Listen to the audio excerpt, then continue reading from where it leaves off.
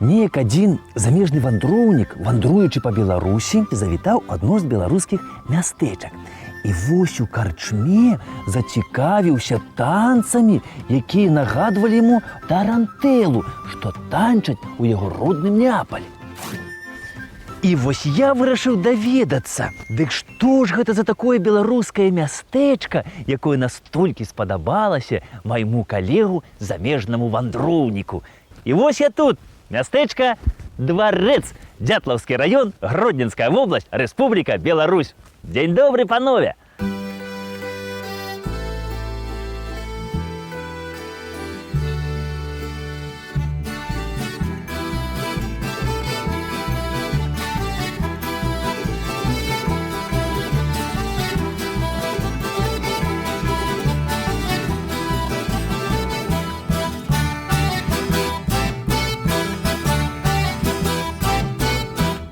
Вось звычайна назову сваю паселішча атрымлівае альбо ад уладара, хто заснаваў гэта паселішча, ці ад рэчкі, над якой гэта паселішча ўзнікла. Вось у дварцы працякае рэчка Маўчатка, а назова пайшла ад звычайнага двара. Справа ў тым, што паселішча тут узнікла на гасцінцы Слонім Наваградак. Тут нават быў невялічкі замачак і двор невялічкі. І вось гэты невялічкі двор так і называлі Дварэц. А вось упершыню ў летапісах паселішча ўзгадваецца ў 15 стагоддзі і належаў тады дварэц шляхцічу Фёдару Далголдавічу. Фёдар Даўголдавіч кіраваў тут нядоўга, таму што вельмі ў хуткім часе сюды завіталі магнаты Кежгайлавічы. А Кежгайлавічы – гэта знакаміты ліцвінскі баярскі род. Вядомы гэты род аж 14 стагоддзя. А родапачынальнік Кежгайлаў лічыцца трэці сын баярына Вальмонта Кежгайла. І вось калі гэты Кежгайла прыняў хрысціянства, стаў каталіком, яго назвалі Міхал. Міхал Кежгайла. Ён і лічыцца родапачынальнікам. І вось ягоны сын, таксама Міхал, быў канцлер Вялікага княства Літоўска ў 1444 годзе. І за добрую службу вялікі князь Казімір падараваў яму разам з некаторымі вёсачкамі і вось гэтую вёску Дварэц.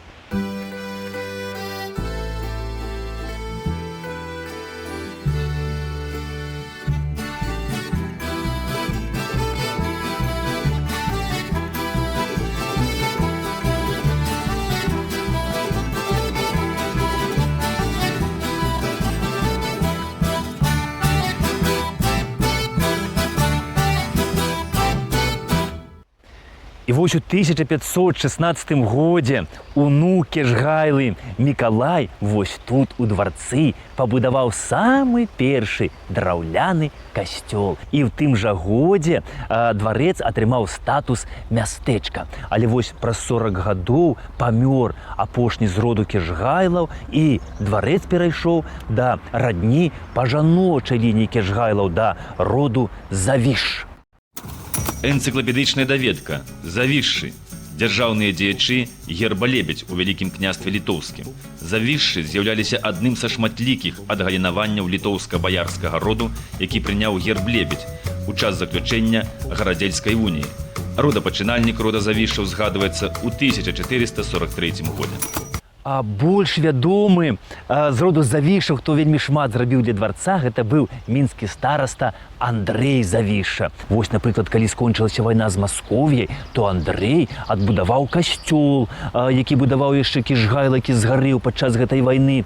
А яшчэ ён пабудаваў тут шпіталь, таму што пасля вайны з Масковіяй у нас засталося на Беларусі вельмі шмат сірот, бяздомных, хворых, і ім патрэбна была дапамога. Шпіталі ўзніклі ў Вялікім княстве Літоўскім яшчэ аж у 15 стагоддзі. А займаліся гэтыя установы тым, што апекавалі над састарэлымі людзьмі, над сіротамі, над беднымі, над хворымі, над бяздомнымі. А засноўвалі звычайна шпіталі гэта праваслаўныя, каталіцкія і уніяцкія брацтвы. І вось такі шпіталь заснаваны быў дзякуючы Андрэю Завішшу і вось тут у дварцы.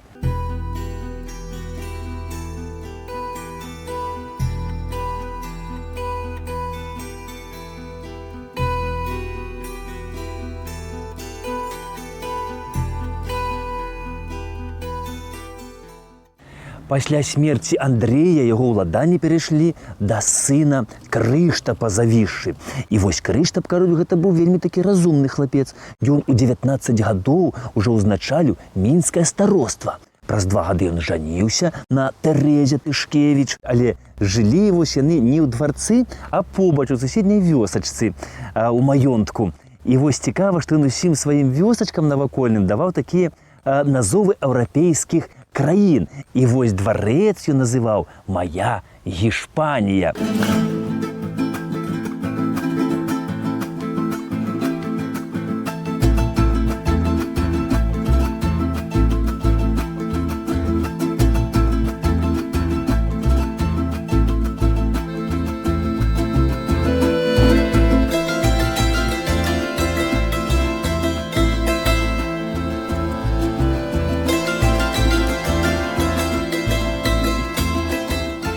А вось хочу сказаць вам, панства паважанае, што жонка яго Тэрэза ва ўсім дапамагала мужу. Яна вяла бізнес сямейным і сама асабіста ездзіла прадаваць збожжа і падпісваць розныя кантракты з купцамі. Але вось Крыштап аддаваў перавагу зусім іншым справам, чым гандаль. А ён аддаваў перавагу літаратуры. І вось кажу, што менавіта тут, у дварцы, ён і напісаў сваю знакамітую паэму «Агнульф і Флёрэстына». І гэтая паэма як бы стала вядомая нават не толькі вялікім княстве літоўскім, але і за яго межамі. І хто ведае, як бы склалася яго літаратурная дзейнасць, калі б не палітыка. Кароль заўважыў яго здольнасці і адправіў яго паслом у іншую краіну. І неведама, да якіх бы ён вышынь дайшоў, калі б ён не пасварыўся зусім выпадкова з вельмі ўплывовым чалавекам у вялікім княстве, з ваяводай Янам Казімірам Сапегай. А здарылася вось што. Крыштапу Завішшу далажылі аб тым, што вось сюды на ягоныя землі прыйшоў атрад украінскіх казакоў. Ну і Завішша, канешне ж, адправіў сюды сваіх хлопцаў, каб яны зарыштавалі іх. Тыя іх узялі ў палон, праўда, казакі, кажуць, не адбіваліся, але пасля высветлілася, што гэтых казакоў запрасіў сюды гетман Сапега. Але гэта ўсё было супраць закону. І тады Крыштап як бы хацеў іх адпусціць назад, але пазней прапанаваў ім, каб яны пайшлі да яго на службу. Тыя згадзіліся, і вось гэта ўсё Ян Казімір Сапега палічыў за асабістую крыўду і пачаў помсціць. І вось Казімір Сапега пачаў плесці супраць Завішшы розныя інтрыгі, розныя перашкоды рабіць. І вось дзякуючы гэтым ягоным інтрыгам Завішшу некалькі разоў адмаўлялі ў павышэнні. А калі пачалася вайна са шведамі і Сапега прыняў бок шведаў, то ён падчас гэтай вайны неаднойчы пасылаў наёмных забойцаў, каб тыя забілі Крыштапа. Але памёр Завішша сваёй смерцю у 1721 годзе і пахавалі яго ў Мінску, у мінскім саборы святога Юзефа.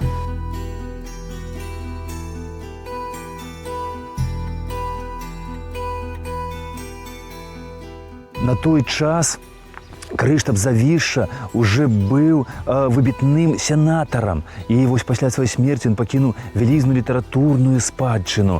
Ён напісаў такія кнігі, як «Гісторыя несмяротнага Бога, што пакутуе ў смяротным целе». Ён шмат пісаў аб роду Завішшаў. Ён апісваў паводзіны беларускай і жыццё беларускай шляхты, магнатаў. І вось там ён звяртаў у гэтых кнігах на тое ўвагу, што беларуская шляхта і магнаты дарэмна марнуюць час на паляваннях, на балях, быццам краіне нічога не пагражае. І вось таму не дзіўна, што напрыканцы 18 стагоддзя такая краіна, як Рэч Паспалітая, проста знікла з мапы Еўропы.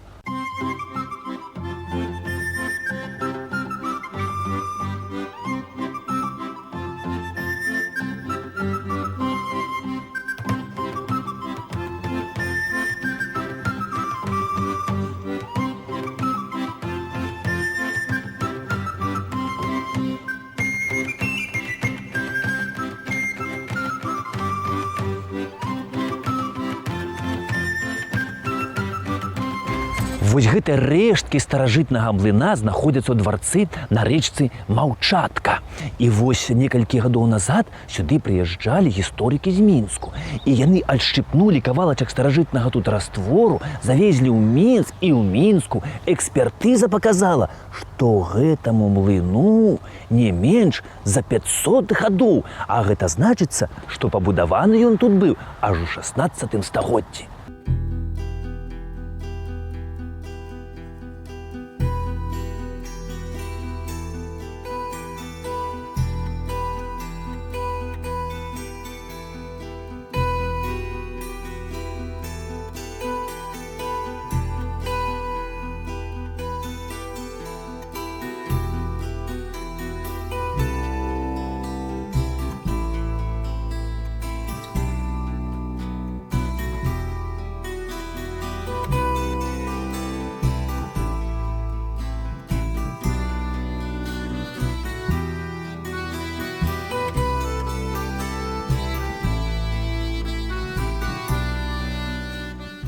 Вось гэтая Святапакроўская царква была тут пабудавана ў 1866 годзе на месцы старой уніяцкай драўлянай царквы. Той уніяцкую царкву адсюль драўляну перанеслі на старажытныя могілкі. І вось на вялікі жаль да нашых дзён яна не захавалася.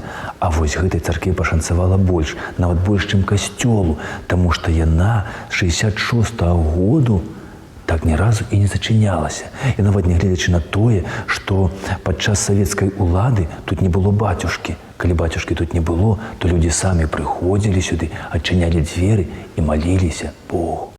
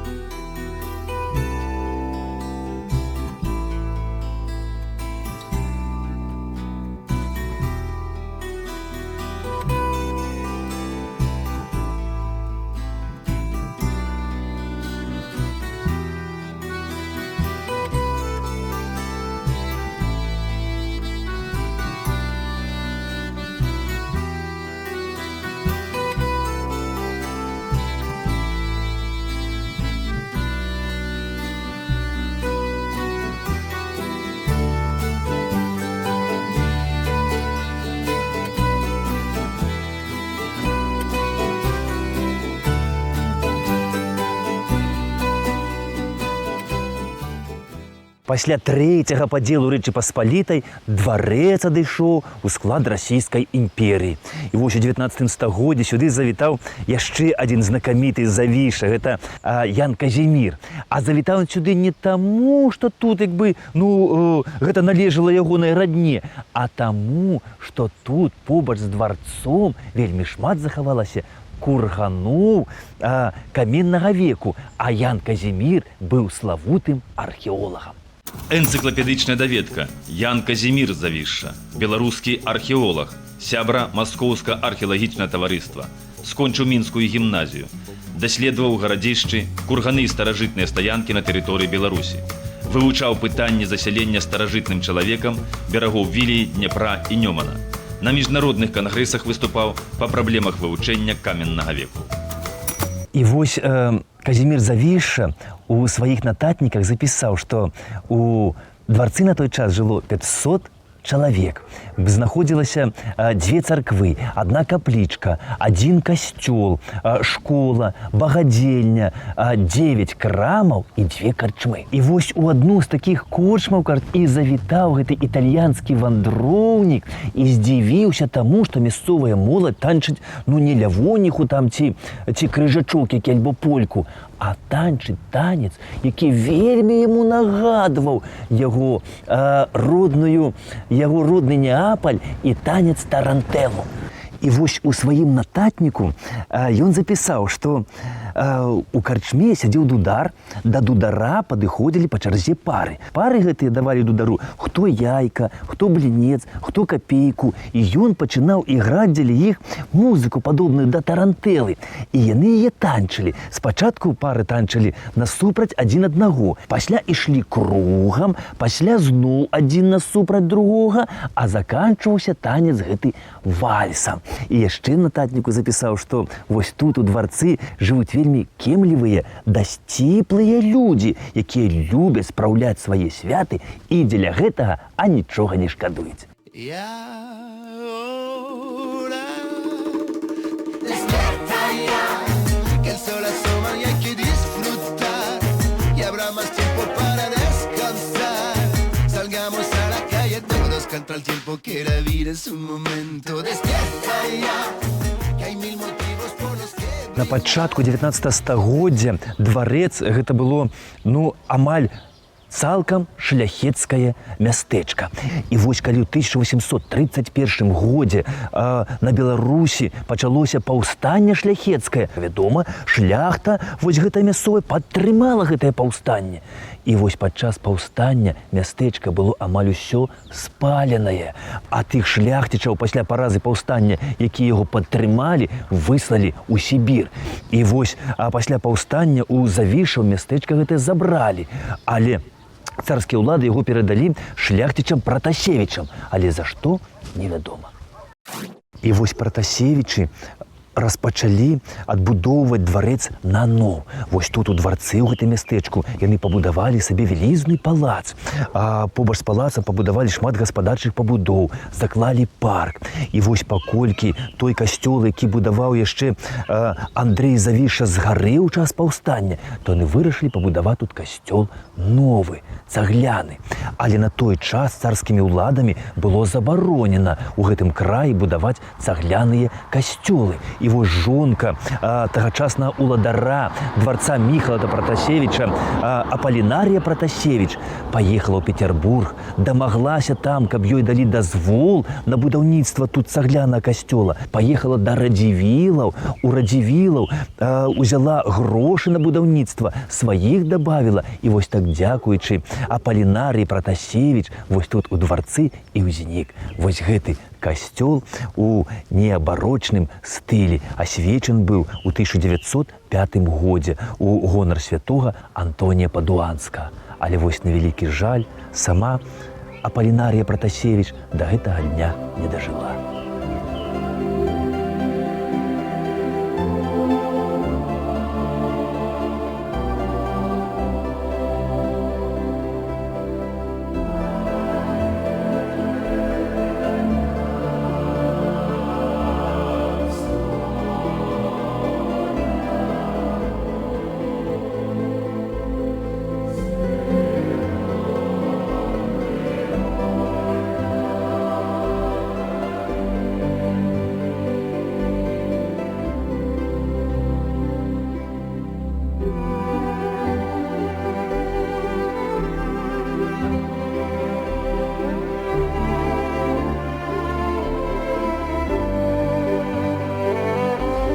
Вось тут, на ўскрайку дварца, на старажытных каталіцкіх могілках і пахаваная Апалінара Жураўскіх Пратасевіч, дзякуючы намаганням якой і з'явіўся ў дварцы касцёл. Побач з помнікам раней знаходзіўся яшчэ склеп, дзе былі пахаваныя дзеці Апалінары. Яна, на вялікі жаль, перажыла сваіх дзяцей. І вось пасля яе смерці яе муж Міхал Пратасевіч у Неапалі замовіў для яе помнік вось гэтага анёла, прывёз сюды ў дварэц і ўстанавіў яго на магіле сваёй каханай жонкі.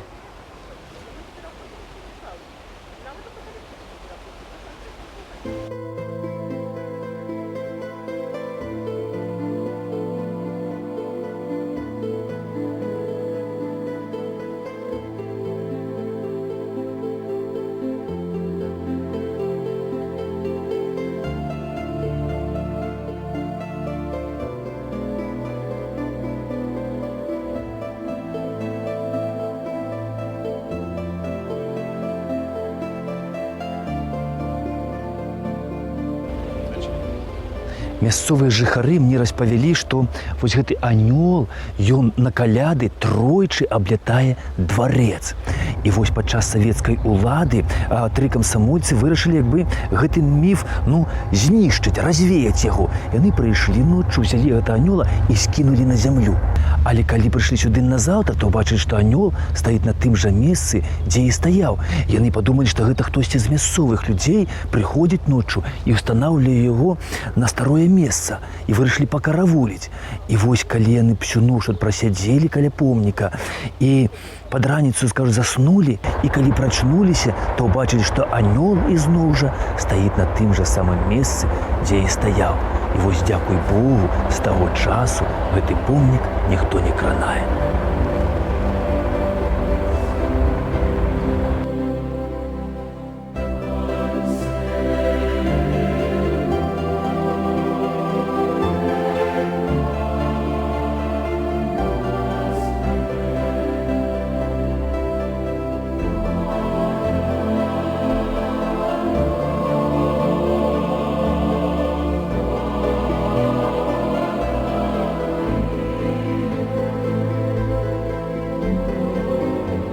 І вось калі Міхал Пратасевіч застаўся адзін, жонка памерла, дзеці памерлі, і ён вырашыў пакінуць гэты куток і з'ехаць за мяжу у Польшчу. І вось ён частку зямлі свае прадаў, а вось палац гаспадарчай пабудовы ён усё гэта перадаў касцёлу. І вось, кажа, тут у гэтым будынку раней былі касцельныя майстэрні. Тут хлапцы выраблялі для касцёла розныя начынні, там лавы, сталы.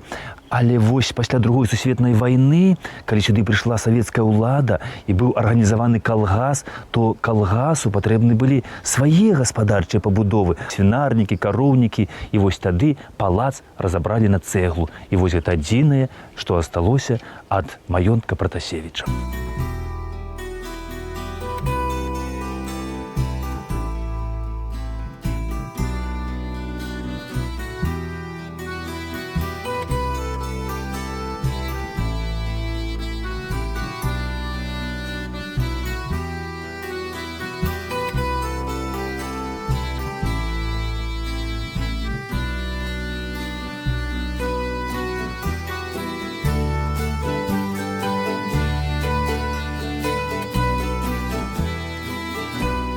Мясцовыя жыхары і па сённяшні дзень вераць у тое, што анёл іхні заўсёды на каляды тройчы аблятае дварэц. І што гэта дзякуючы менавіта анёлу і па сённяшні дзень захаваліся і царква, і касцёл. І дай жа Бог, каб гэты анёл ніколі не пакідаў мястэчка дварэц. Да пабачэння!